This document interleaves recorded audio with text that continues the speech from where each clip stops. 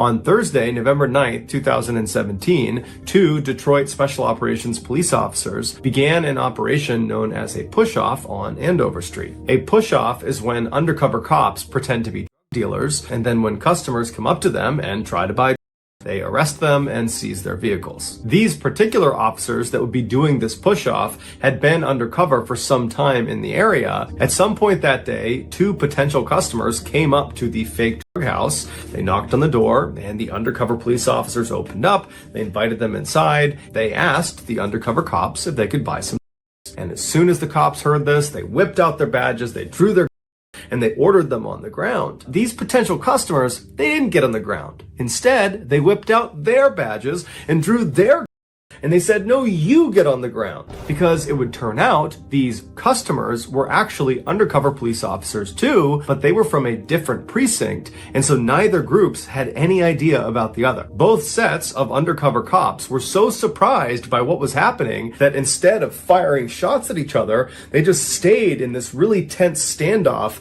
like that famous scene from The Office where they're all pointing guns at each other and they're trying to figure out who the double agent is, periodically hurling insults and threats at the other side in an attempt to get them to stand down. They all just eventually lowered their and then proceeded to beat the living crap out of each other. After the dust finally settled and all the haymakers had stopped, the two groups of police realized their mistake and apologized to each other. None of the officers were badly hurt from this mix-up. However, two officers did have to go to the hospital, but for very minor injuries. While Detroit's own chief of police and the media and the public at large have all come out and said this snafu was a total embarrassment, others have said the officers involved might deserve a little bit of credit, because after all, their job was to be undercover, and apparently they were so good at being undercover that they didn't even know the other group was undercover too, and vice versa. So perhaps they were just too good at their jobs.